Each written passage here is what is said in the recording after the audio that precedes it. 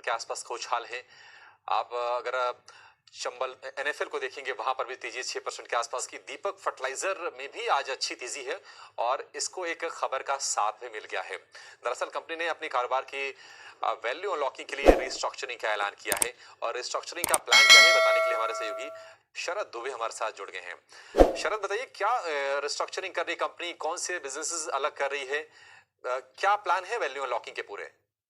जी बिल्कुल, आज दिन के ट्रेड में स्टॉक में भी अच्छी जो है बाइंग देखने मिल रही है और स्ट्रॉन्ग पॉजिटिव रिएक्शन देखने मिला है स्टॉक में।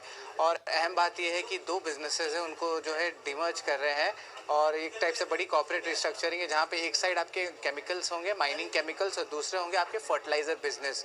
अब ये इंपॉर्टेंट इसलिए क्योंकि अब ये दो नए कंपनीज बनेंगे और एक कंपनी जो स्मार्ट केम टेक्नोलॉजी रहेगी उस पर फर्टिलाइजर बिजनेस रहेगा और दूसरा जो टैन बिजनेस है उसमें जो है परफॉर्मेंस जो केमिकल्स होती है वो इंक्लूड रहेगी, वो माइनिंग बिजनेस में रहेगी।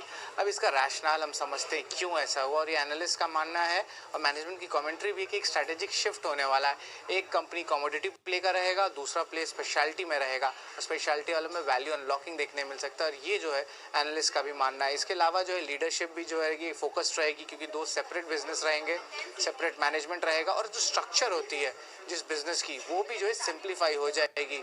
ऑफकोर्स आगे जाते हुए जो है दोनों जो क्रॉप प्रोटेक्शन बिजनेस ले लीजिए या टैन की माइनिंग बिजनेस ले लीजिए, दोनों में वैल्यू अनलॉकिंग होगी, ये मैनेजमेंट का मानना है। और इम्पॉर्टेंट बात ये है कि एनालिस्ट लोग भी जो है दोनों स्टॉक्स को अच्छे से ट्रैक कर पाएंगे इसलिए क्योंकि ये दोनों अब सेपरेट हो गए हैं, तो वैल्यू अनलॉकिंग का भी थीम चल रहा है, सेपरेट काम हो गए हैं और जो एनालिस्ट का एक्सपोजर है वो भी बढ़ जाएगा। और कुछ एनालिस्ट से हमारी बात हुई और उन्होंने कहा कि एक सेपरेट लिस्टिंग का भी चांस है, तो ये जो है एक इम्पॉर्टेंट ट्रिगर रहेगा स्टॉक के लिए। और याद रखिए अप्रूवल्स अभी भी बाकी है शेयर होल्डर्स से, एनसीएलटी और जो है अलग अलग इम्पॉर्टेंट रेगुलेटर्स से।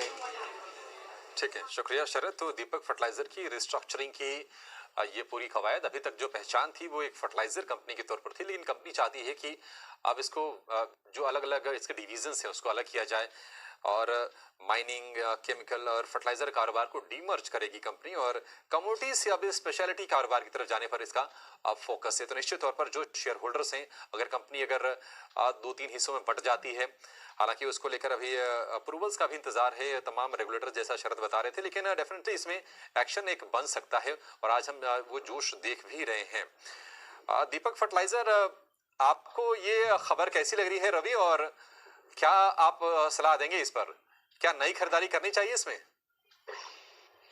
अभिषेक जी, ओवरऑल मैं अपडेट यहाँ पे देना चाहूंगा कि फर्टिलाइजर स्टॉक्स आपके बजट तक वैसे भी 1.5 गुना होने वाले हैं और अभी उसका तो ये पहला चरण है। दीपक फर्टिलाइजर की बात करें तो मुझे ऐसा लगता है कि जो 848 रुपए का भाव चल रहा है ये वापस से आपको 1000 रुपए तक जाता हुआ नजर आएगा, तो आप मिस नहीं कर सकते। आपको बिल्कुल यहाँ पर खरीदारी करनी चाहिए। 4% की रैली जरूर हो गई है लेकिन आप वोलेटिलिटी में आप स्ट्रैटेजी ये रख सकते हैं 50% यहाँ पे खरीद लें, थोड़ी प्रॉफिट बुकिंग आए, मौका मिले तो खरीद लीजिए, नहीं तो कल अगर क्लोजिंग पे, आज की क्लोजिंग पे भी खरीद के जाएंगे तो आपको बेनिफिट मिल सकता है। तो एक स्टॉक और भी अगर आप यहाँ पर आप मद्रास फर्टिलाइजर और फैक्ट उसको भी अगर आप फोकस में रखते हैं तो ये शेयर में भी वही मोमेंटम आपको देखने को मिल सकता है। तो मुझे लगता है आप इनकी तरफ भी ध्यान दीजिए और पार्शियली डिवाइड करके आप अपना फंड को इन्वेस्ट करें जिससे कि दिवाली तक यहाँ से बजट तक आपकी दिवाली हो सके।